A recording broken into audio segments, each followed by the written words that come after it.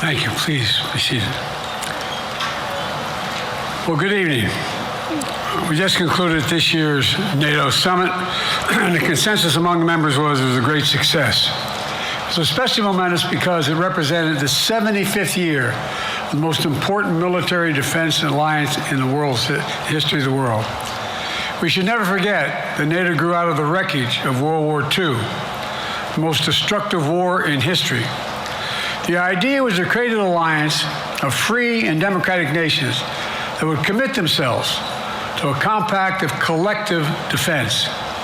Standing together, they knew we'd all be safer. An attack on one would be treated as an attack on all.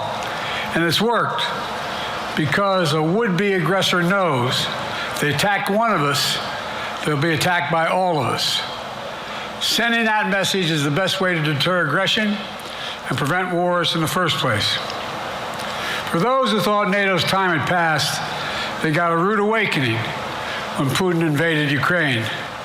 Some of the oldest and deepest fears in Europe roared back to life because once again, a murderous madman was on the march. But this time, no one cowered in appeasement, especially the United States. We collected intelligence that Russia was planning to invade Ukraine months before the invasion. I directed the intelligence community to be a significant amount of intelligence be declassified so I could start building an international coalition to oppose the invasion. Then in February, some of you remember, I warned the world that the invasion was imminent. I rallied a coalition of 50 nations from Europe to Asia to help Ukraine defend itself. Many foreign policy experts thought, as Putin amassed Russian forces just 100 miles north of Kyiv, the capital of Ukraine, but Putin thought it was the mother home of Russia. The capital would fall in less than a week. But the Ukrainian people, backed by a coalition to help build, stopped them. Today, Kyiv still stands, and NATO stands stronger than it has ever been. During the week of this summit, several heads of states made it a point in their statements to thank the United States and to thank me personally for all that NATO has achieved. NATO is not only stronger, NATO is bigger because we led the charge to bring in Finland and Sweden into the alliance, and it makes a gigantic difference. Excuse me. Meanwhile, my predecessor has made it clear he has no commitment to NATO. He's made it clear that he would feel no obligation to honor Article 5. He's already told Putin, and I quote, "Do whatever the hell you want." In fact, the day after Putin invaded Ukraine, here's what he said. It was genius. It was wonderful. Some of you forgot that, but that's exactly what he said. But I made it clear a strong NATO is essential to American security. And I believe the obligation of Article 5 is sacred. And I would remind all Americans, Article 5 is invoked only once in NATO's long history, and that was to defend America after 9/11. I made it clear that I will not bow down to Putin. I will not walk away from Ukraine. I will keep NATO strong. That's exactly what we did, and exactly what we'll continue to do. Now, the future of American policy is up to the American people. This is much more than a political question. It's more than that. It's a national security issue. Don't reduce this to the usual testament that people talk about, issues of being a political campaign. It's far too important. It's about the world we live in for decades to come. Every American must ask herself or himself, is the world safer with NATO? Are you safer? Is your family safer? I believe the American people know the answer to all those questions is yes.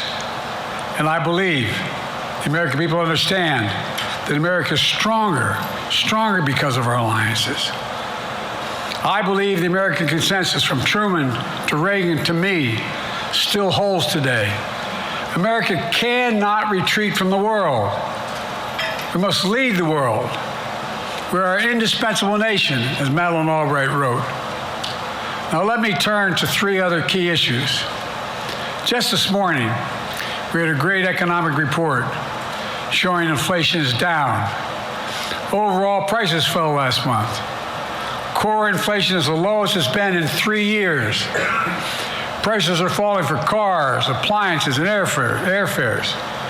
Grocery prices have fallen since the start of the year. We're going to keep working to take down corporate greed to bring those prices down further. Meanwhile, Trump's calling for a 10% tariff on everything Americans buy, including food from overseas, vegetables, and other necessities. And economists tell us that would cost the average American working family another $2,500 a year. It's a tax of $2,500 a year. Second, our efforts to secure the border, southern border, is working.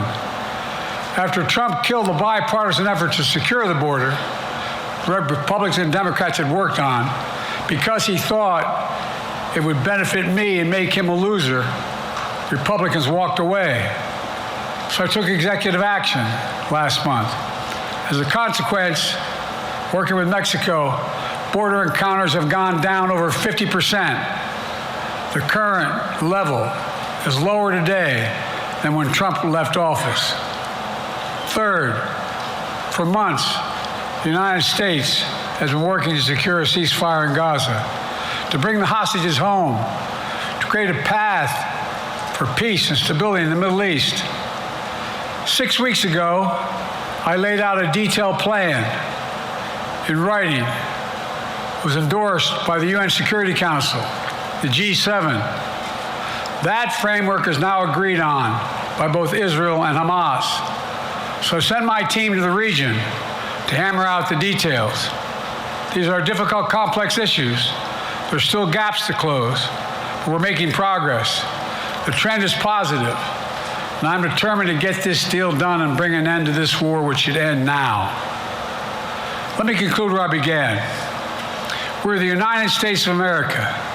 We are the indispensable nation. Our leadership matters. Our partnerships matter. This moment matters. We must rise to meet it. With that, I'll take your questions. I've been given a list of people to call on here. Reuters, Jeff Mason.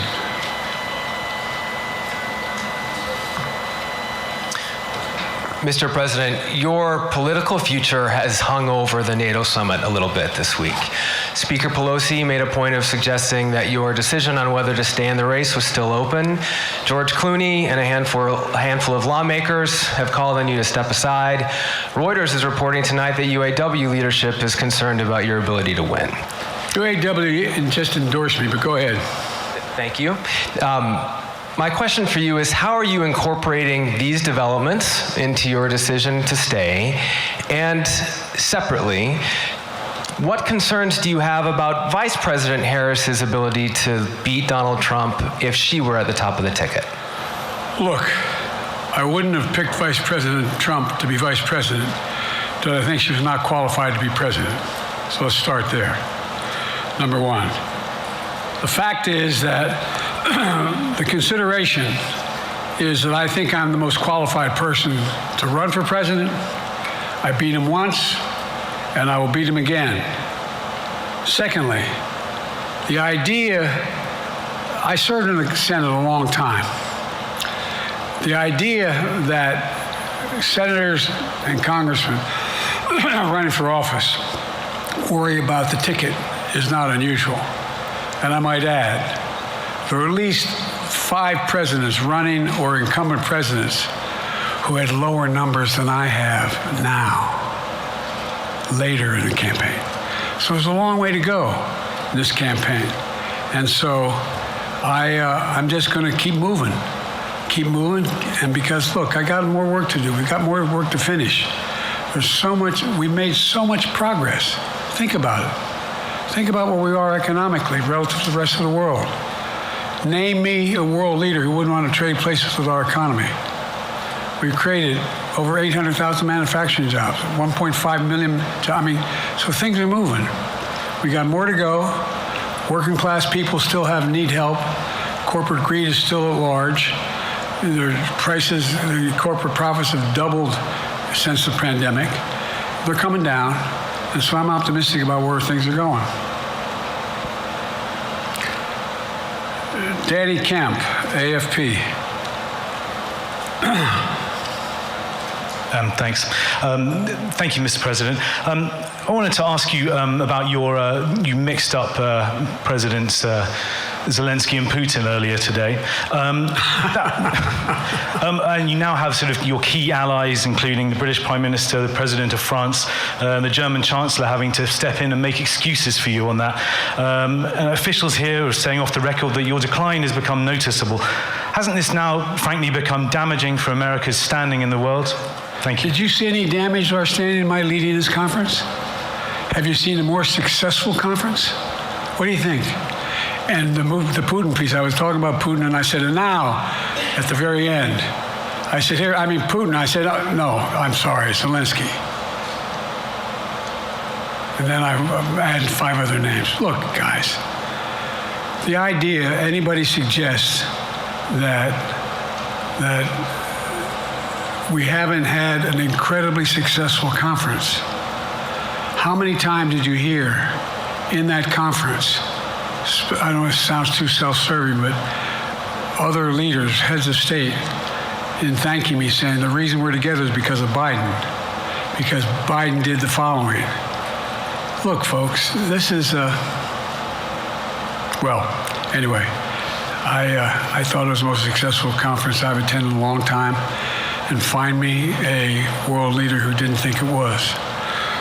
Next one, Nancy Cordes, CBS. Thank you, Mr. President. You mentioned other instances in history where presidents have faced a challenge, but what makes this moment in history so unique is that it is not your enemies who are calling on you to reconsider your decision to stay in the race. It's your friends, supporters, people who think you've done a great job over the past 4 years. Have you spent time thinking about what it would mean for your legacy, which you've worked decades to build, if you stay in the race, despite the concerns that voters say they have, and you lose to someone who you yourself have argued is unfit to return to the Oval Office? Well, look, I'm not in this for my legacy. I'm in this to complete the job I started. As you recall, understandably, many of you and many economists thought my initial initiatives that I put forward, can't do that, it's going to cause inflation, things are going to skyrocket, the debt's going to go up. What are you hearing now from mainstream economists? 16 economic Nobel laureates said I've done a hell of a job. That under my plans so far and what's going to happen in the future if I'm reelected, that things are going to get much better. Our economy is growing. I was determined when I got elected to stop the trickle-down economic theory, that if the wealthy did very well, everybody else would do well. My dad was a well-read, decent guy. I don't remember much trickling down on his kitchen table. Middle-class people and working-class people need help. And so what happened is I decided to was able to implement as president what I believed when I was a senator. And that is that the way to build this economy is from the middle out and the bottom up. That way, we grow the economy. And the wealthy still do very well. They do fine. And guess what? Find me a mainstream economist that said we haven't done well. What have we not done that isn't working right now? And so we got more to do, though. We got to finish the job. And by the way, I come from the corporate state of the world. Delaware has more corporations registered in Delaware than every other state in the nation combined. I'm not anti-corporate, but corporate profits have doubled since the pandemic, doubled. It's time things get back in order a little bit. It's time, for example, if I'm reelected, we're going to make sure that rents are kept at 5% increase of corporate rents for apartments and the like and homes are limited to 5%. We're going to make a lot of changes that I've been talking about because we're going to continue to grow this economy. And by the way, I know, remember how I got so roundly criticized for being so pro-union? Not labor, union. Well, guess what? I've been the most pro-union labor president in history. Not a joke. And guess what? We had the Treasury Department do a study.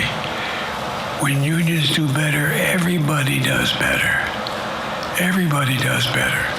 And we talk about how, for example, remember when we talked about getting the computer chip industry back in the United States?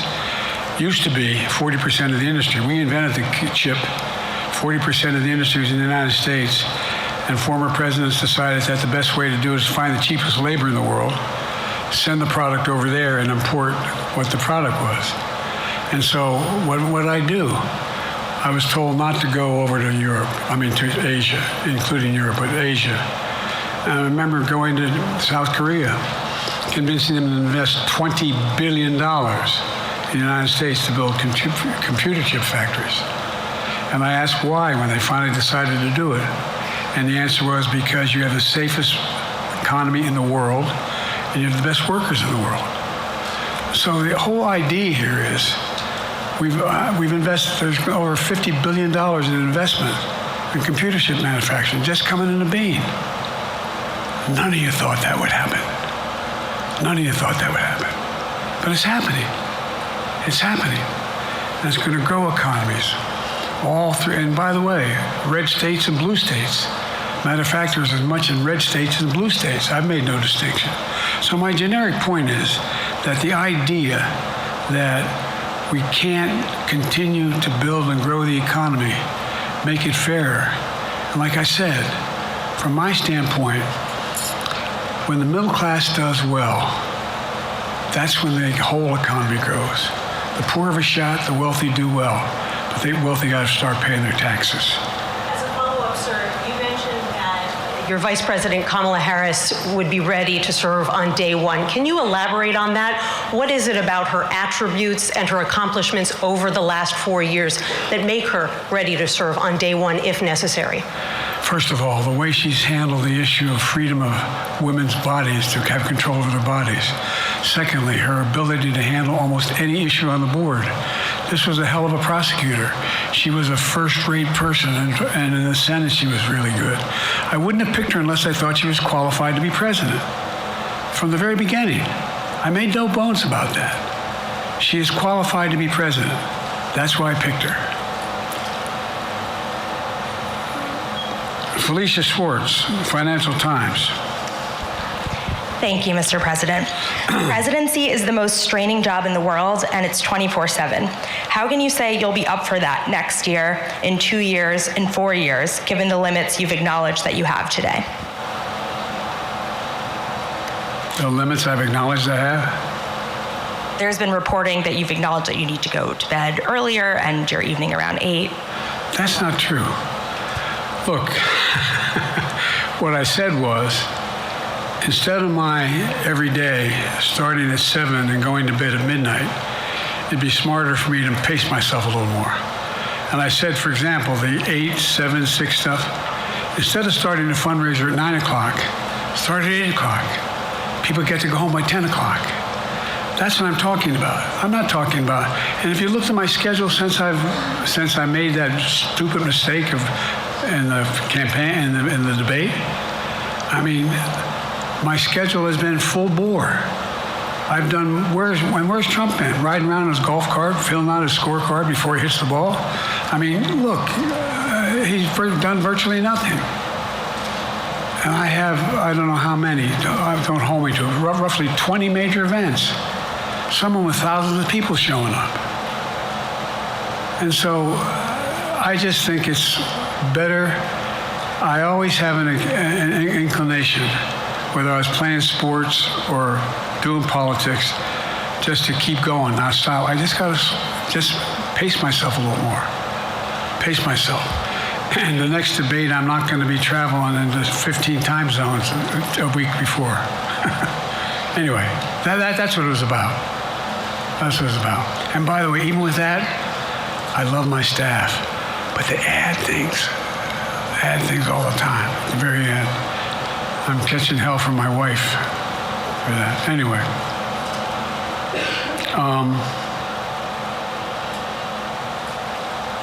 I'm sorry. Zeke Miller, Associated Press. Thank you, Mr. President. Two questions for you. First, on the NATO summit, President Zelensky, in your meeting with him, he pressed you to lift your limitations on the Ukrainian use of American weapons, saying that, in his public remarks afterwards, saying that Ukraine cannot win the war unless those limitations are lifted. Are you reconsidering your position on that? And then secondly, following up on Felicia's question there, leaders of your own party have said that they're not worried about that debate. They're worried about the next bad night and the bad night after that. How can you reassure the American people that you are up to the task and that there won't be more bad nights at a debate stage or somewhere else? First thing about Zelensky asking for the ability to strike deep into Russia. We've allowed Zelensky to use American weapons in the near term, in the near or abroad, into Russia. Whether or not he should be attacked. For example, should Zelensky, he's not, but if he had the capacity to strike Moscow, strike the Kremlin, would that make sense? It wouldn't. The question is, what's the best use of the weaponry he has and the weaponry we're getting to him? I've gotten a more long-range capacity as well as defensive capacity. And so our military is where I'm following the advice of my commander-in-chief, the chief of staff of the military, as well as the Secretary of Defense and our intelligence people. And we're making a day-to-day basis on what they should how far they should go in. That's a logical thing to do. Second question related to bad nights, sir. How can you reassure the American people that you won't have more bad nights, whether they be on a debate stage or it's a matter of foreign policy? Well, I tell you what, the best way to assure them is the way I assure myself, and that is, am I getting the job done? Am I getting the job done? Can you name me somebody who's gotten more major piece of legislation passed in 3.5 years? I created 2,000 jobs just last week. So if I slow down, I can't get the job done. That's a sign that I shouldn't be doing it. But there's no indication of that yet. None. What do we got here?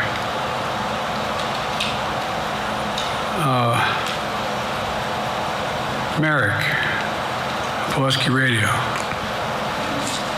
Thank you, Mr. President. How are you? I'm well. The elections in the US have consequences around the world. You have pretty high standing in Europe. I just asked President Macron about you, and he said we are happy to have him as the President of the United States. But there is a concern. Many people in Poland and across Europe are worried that the former president may win the election. And there's a lot of concern that Donald Trump may weaken NATO, stop supporting Ukraine, or push Ukraine to give up territories to Russia. They're correct. And yourself was warning just 2 minutes ago about it. So my question is, do you think that Europe will be left on its own if Donald Trump wins the election? And what's your advice to European leaders to prepare for possible US disengagement? Well, look, I think, how can I say this without sounding too self-serving? I'm not having any of my European allies come up to me and say, Joe, don't run. What I hear them say is, you've got to win. You can't let this guy come forward. He'd be a disaster. He'd be a disaster. I mean, I think he said in one of his rallies, don't hold me to this, recently, where NATO, I just learned about NATO, or something to that effect. Foreign policy has never been his strong point. And he seems to have an affinity to people who are authoritarian. That worries, as I tell you from Poland, that worries Europe. That worries Poland. And nobody, including the people of Poland, think that if he wins in Ukraine, he's going to stop in Ukraine. that that's going to be the end of it. And so what I can say is, I think I'm the best qualified person to do the job, to make sure that Ukraine does not fall, that Ukraine succeeds, that the European alliance stays strong. You may recall, no one was talking about Finland joining NATO. I remember talking to Putin right after we got elected in Geneva, and he was talking about what we should do. We couldn't be in Eastern Europe, etc. And I said, you're looking for the Finlandization of Ukraine. I said, you're going to get the NATOization of Finland. And about 4 weeks later, I got a call. No, that's not true. Probably 5 months later, from the president of Finland, could he come and see me? In my office. I invited him to the Oval Office. We sat down and talked. He said he wanted to join NATO. Could I help? And I did. It wasn't automatic. And then I got a call from the Swedes. I beg your pardon?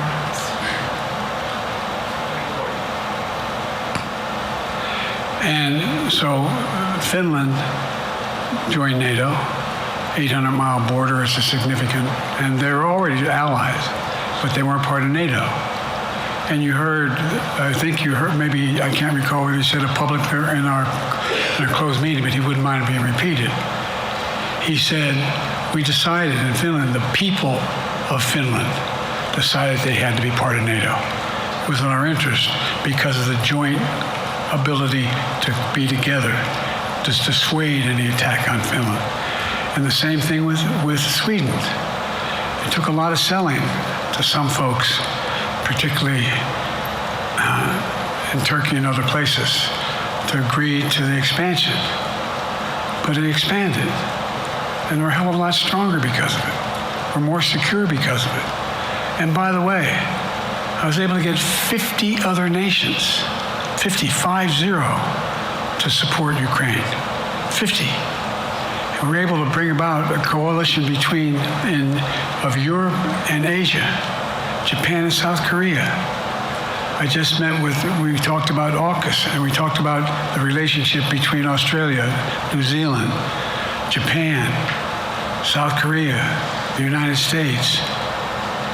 We're making the world safer and stronger because we have to deal with the new arrangement that exists in the world. The Cold War is over. The post-war era is over. What is going to replace it? And I respectfully suggest I have a pretty good idea what that should be. I've convinced a lot of people to follow it, and we're just going to get stronger. David Sanger. Where's it? Thank you, Mr. President. Be nice, David. Mr. President, the NATO declaration that was issued yesterday was very notable because it described China as a decisive enabler of the war in Ukraine for its provision of critical goods to the Russians. That's part of a broader partnership that seems to have cemented in place in the past 2 or 3 years. I think one that you were a little bit doubtful of when we asked you about it some time ago.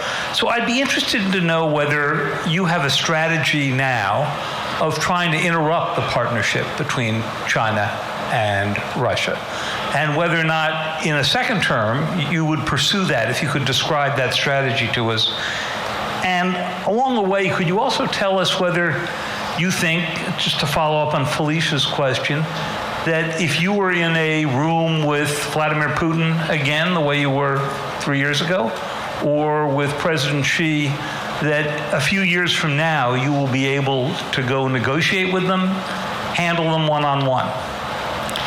Well, the first part of the question is, we discussed and I raised in the NATO summit, and others raised, the future of China's involvement, what they're going to do. What they're doing with Russia in terms of accommodating, facilitating, they're getting access to additional, they're not supplying weapons themselves, they're supplying mechanisms for them to be able to get weapons. And China's position is basically, and I've spent more time with Xi Jinping than any world leader has, over 90 hours since being vice president all the way through, for real. And by the way, I handed all my notes. But my point is that she believes that China is a large enough market that they can entice any country, including European countries, to invest there in return for commitments from Europe to do A, B, C, or D, or not to do certain things. What's happened is we had a long discussion about what we have to make clear. China has to understand that if they are supplying Russia with information and capacity, along with working with North Korea and others to help Russia in armament, that they're not going to benefit economically as a consequence of that by getting the kind of investment they're looking for. And so, for example, we're in a situation where, and we've reestablished direct contact with China after that, remember the balloon, quote unquote, going down, and all of a sudden things came to an end? Well, we set up a new mechanism. There's a direct line between she and me, and our military has direct access to one another, and they contact one another when we have problems. The issue is that we have to make sure that she understands there's a price to pay for undercutting both the Pacific Basin as well as Europe, and as it relates to Russia and dealing with Ukraine.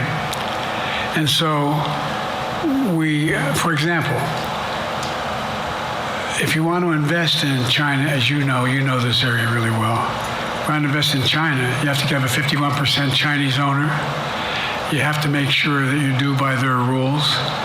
And you don't have the authority, and you have to provide all access to all the data and information you have. There was a while there, as you recall, the last administration and other administrations, where the access to that market was enticing enough to get companies to come in because they had access to over 1 billion people in the market, not 1 billion, but a lot of people in the market. And so they were doing it. But that got curtailed when we started saying we're going to play by the same rules.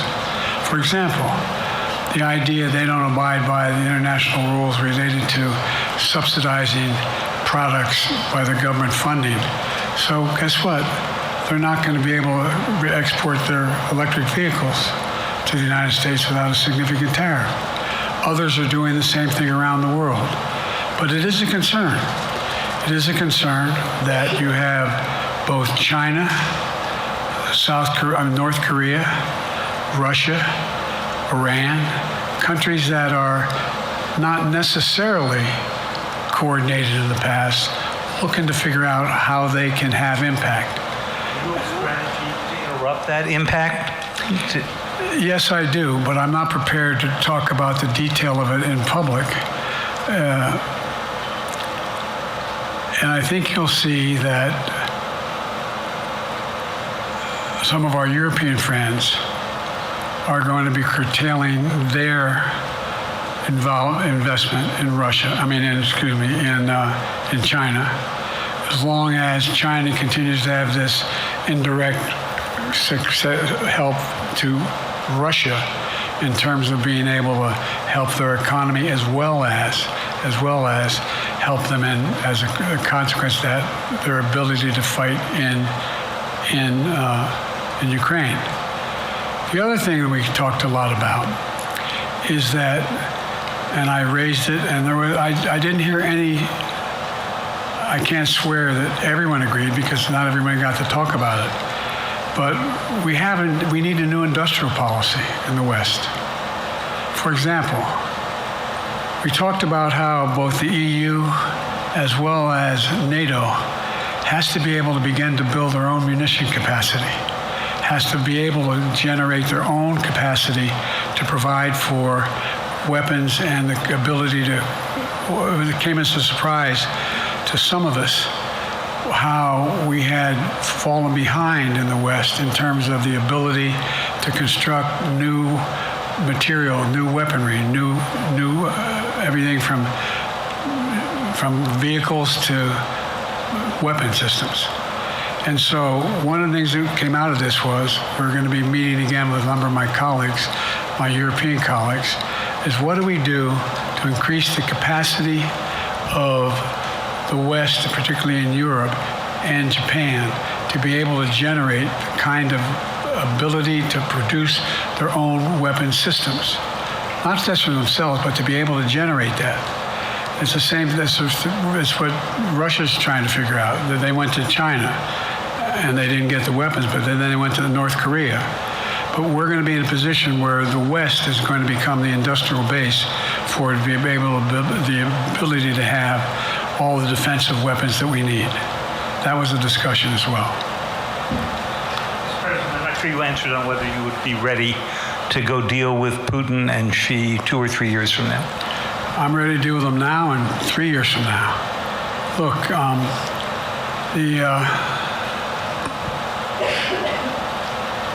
like I said, I'm dealing with Xi right now and direct contact with him. I have no good reason to talk to Putin right now. There's not much that he is prepared to do in terms of accommodating any change in his behavior. But there isn't any world leader I'm not prepared to deal with. But I understand the generic point is Putin ready to talk? I'm not ready to talk to Putin unless Putin's ready to change his behavior. And the idea, look, Putin's got a problem.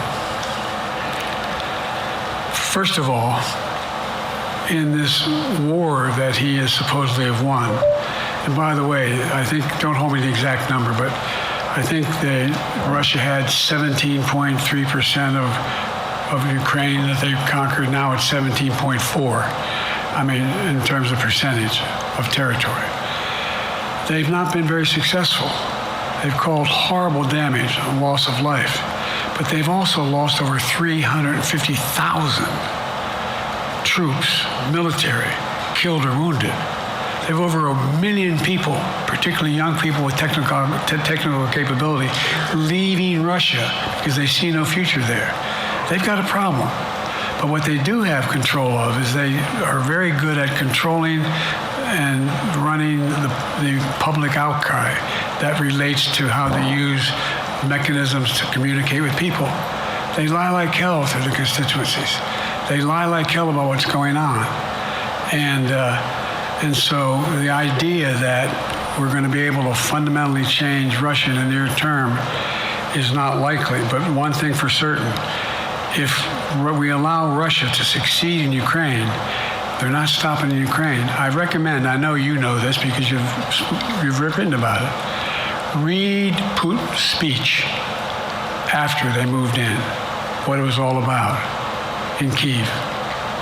It wasn't about just, anyway, read what his objective is. And anyway, but so I think that I'm prepared to talk to any leader who wants to talk, including if Putin called me and wanted to talk. Last time I talked to Putin was trying to get him to work on an arms control agreement related to nuclear weapons in space.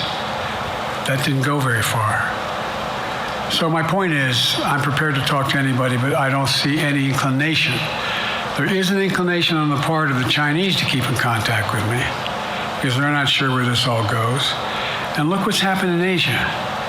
We have strengthened the Asian Pacific area more than anyone else has. We just put together with, today I asked our NATO allies that we bring on the group from the South Pacific, Australia, New Zealand, Japan, Australia. I already mentioned Australia. And I met twice now, I think, with the 14 leaders of the Pacific Island nations. And we've slowed down what's going on there. We've slowed down China's reach. But there's a lot of work to do. This is a moving target, and I don't take it lightly. Assam from NPR. Thank you, Mr. President. Asma Khalid with NPR. I have two questions. Earlier, you spoke about the ceasefire plan between Israel and Hamas. We're now looking at 10 months of war, and I'm curious if there's anything that you feel personally you wish you would have done differently over the course of the war. And then secondly, if I may, I wanted to ask you about your presidential campaign. I remember covering your campaign in 2020, and there was a moment where you referred to yourself as a, quote, bridge candidacy, a transition to a younger generation of leaders. I want to understand what changed. Two things. Let's go back to when you talked about would I have changed anything that's happening with Israel and the Palestinians and the Palestinian movement. The answer is, as you recall, from the very beginning, I went to Israel, but I also got immediate contact with al-Sisi in Egypt. I met with the King of Jordan. I met with most of the Arab leaders to try to get a consensus going as to what had to be done to deal with getting more aid and food and medicine into the Gaza Strip. And we pushed it really hard.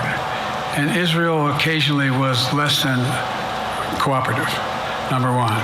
The Israeli War Cabinet, I've been dealing with Israel since Golda Meir.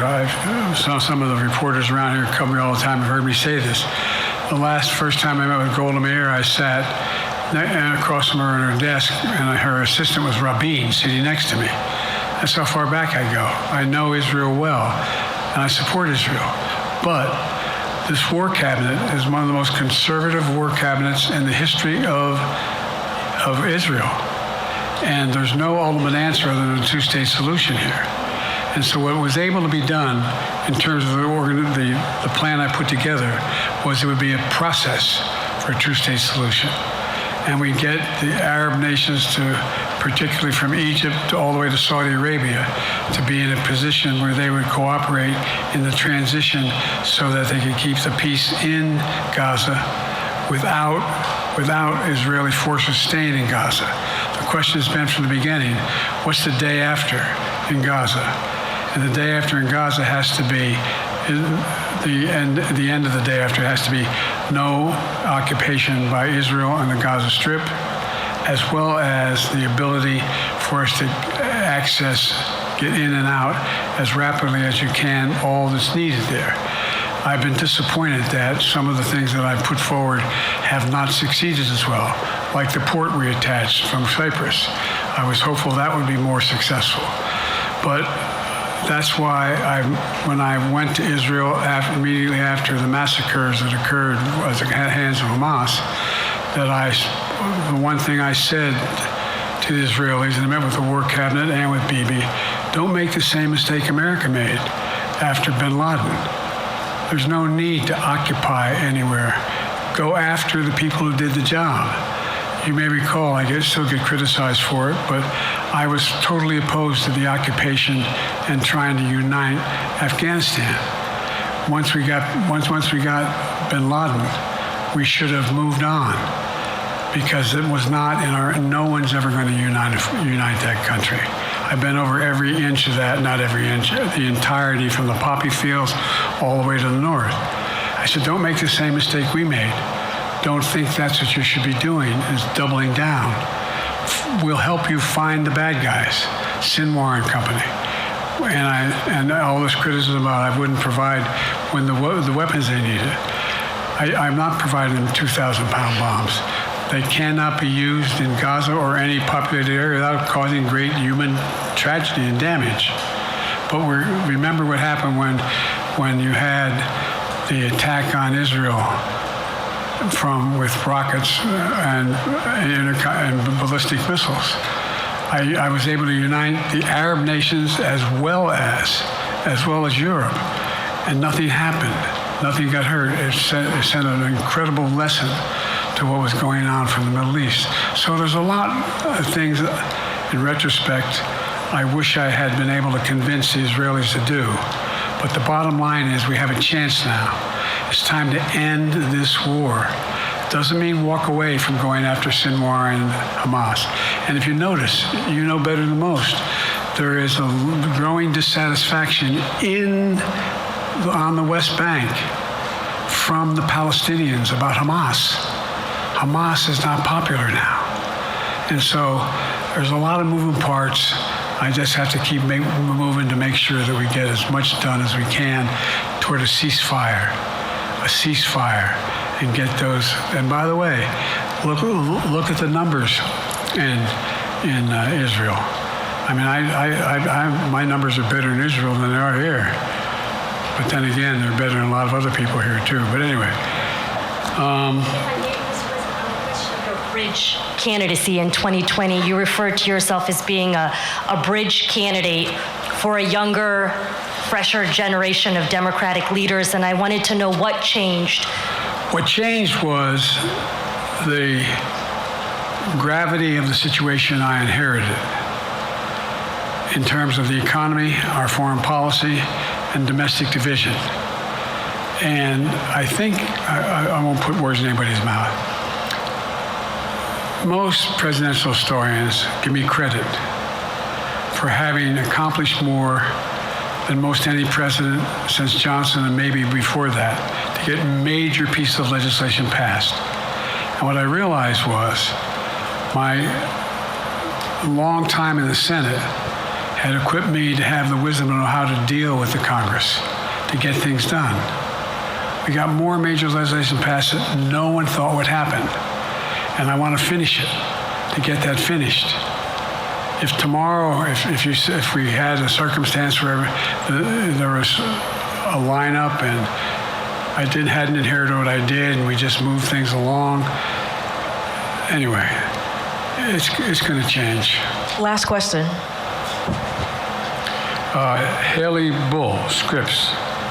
Or no, Josh Weingrove, I'm sorry, was the next one. I'll do two more questions. Thank you, Mr. President. Many of your colleagues, Democrats on the Hill, are watching tonight as they assess what they want to say about your candidacy. I'm wondering how you're thinking of this right now. It seems like your answer is clear, but they're watching how things go tonight, tomorrow in Michigan, next week in Texas and Nevada. Are you thinking that way about whether how the next week or two goes would inform your... Am I using that way, you said? Are you thinking that way about how the next 2 weeks go? Will that affect your decision, or are you fully determined on running in November as the party's nominee? I'm determined on running, but I think it's important that I allay fears by let them see me out there. Let me see them out, for the longest time it was, Biden's not prepared to sit with us unscripted. Biden's not prepared to, anyway. And so what I'm doing is, and I've been doing, I think we've done over 20 major events from Wisconsin to North Carolina to demonstrate that I'm going out in the areas where we think we can win, where we can persuade people to move our way, or people are already there. And here, look, the other thing is, we have the most extensive campaign organization of anybody's had in a long, long time. We have well over 1,000 volunteers knocking on doors, making phone calls, making tens of thousands of phone calls.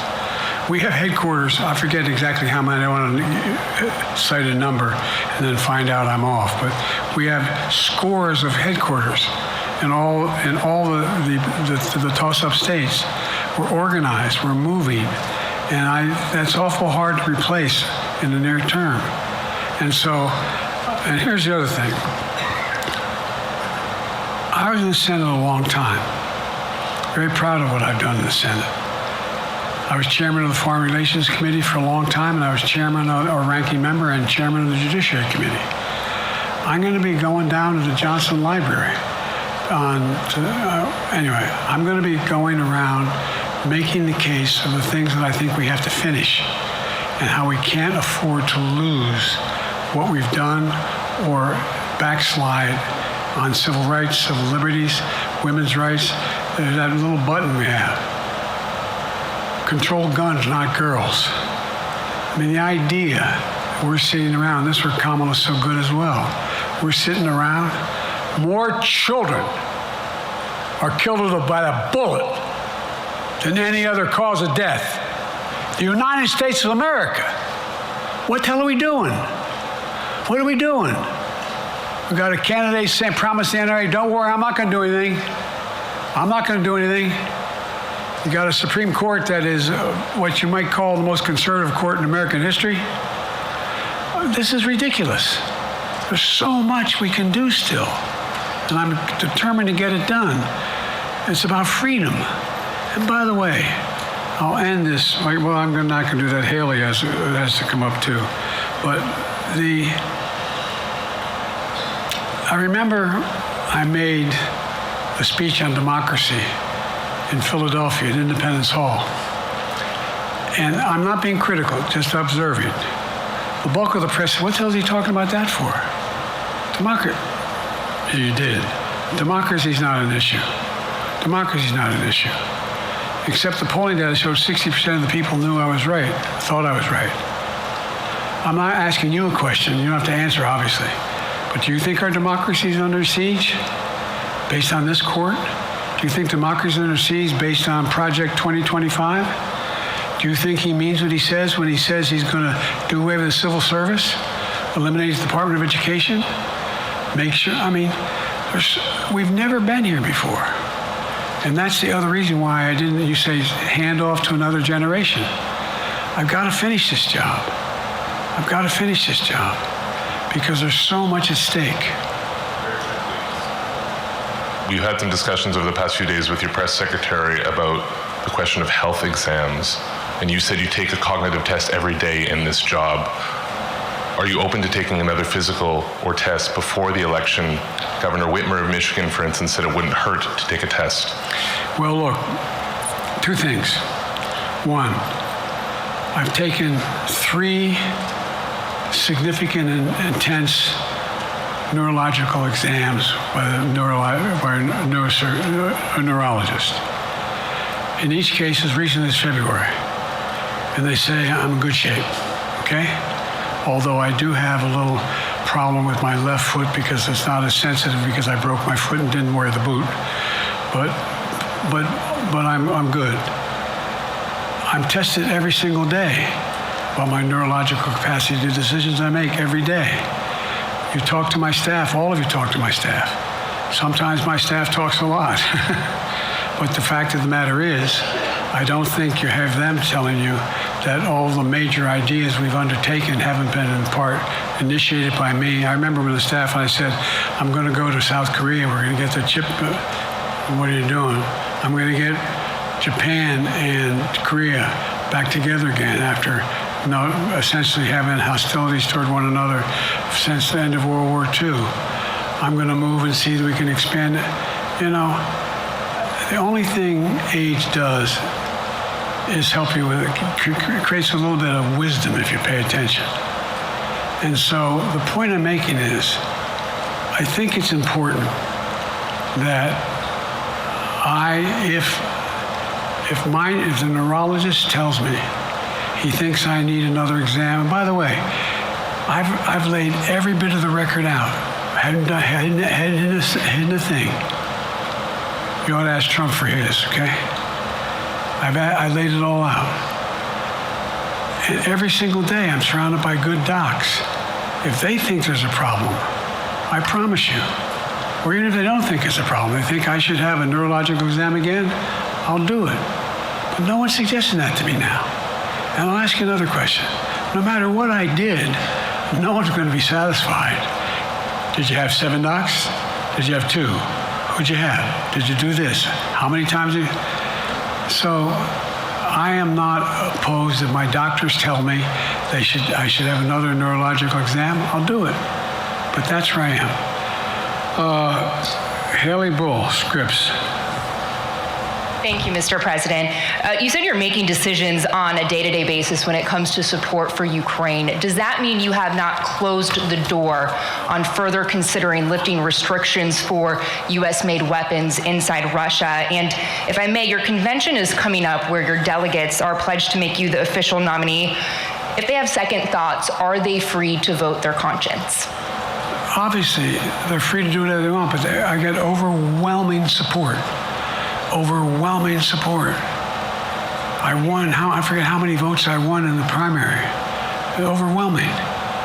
And so tomorrow, if all of a sudden I show up at the convention, everybody says, we want somebody else, that's the democratic process. It's not going to happen. Even if that means they vote for someone else? Sure. Look,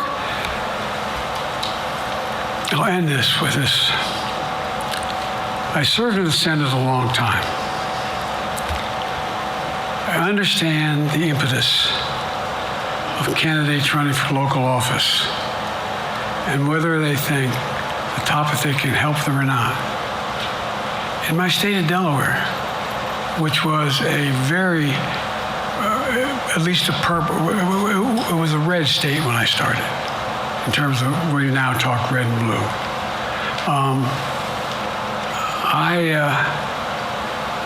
I don't recall most of the Democratic presidents winning my state when I was a candidate.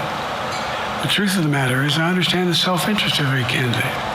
If they think that, running with Biden at the top is going to hurt them, then they're going to run away. I get it. But so far, go and look at the polling data in their states. Look at the in-depth, and by the way, I think you'd all acknowledge, and you're all experts, I'm not being solicitous about the president, you're experts on this stuff. How accurate does anybody think the polls are these days? I can give you a series of polls where you have likely voters, me versus Trump, where I win all the time. When the unlikely voters vote, he wins sometimes. The bottom line is all the polling data right now, which I think is premature because the campaign really hasn't even started. I mean, it hadn't started in earnest yet. Most of the time, it doesn't start till after September, after Labor Day. So a lot can happen. But I think I'm the best I believe I'm the best qualified to govern. And I think I'm the best qualified to win. But there are other people who could beat Trump too. But it's awful start from scratch. And, we talk about, money raised. We're not doing bad. We got about $220 million in the bank. We're doing well. So with that, you want to follow up on any of that you just asked me? Yes. You earlier explained confidence in your vice president. Yes. If your team came back and showed you data that she would fare better against former President Donald Trump, would you reconsider your decision to stay in the race? No, unless they came back and said, there's no way you can win. Me. No one's saying that. No poll says that. Mr. President, okay. This ends tonight's press conference. Thanks, everybody.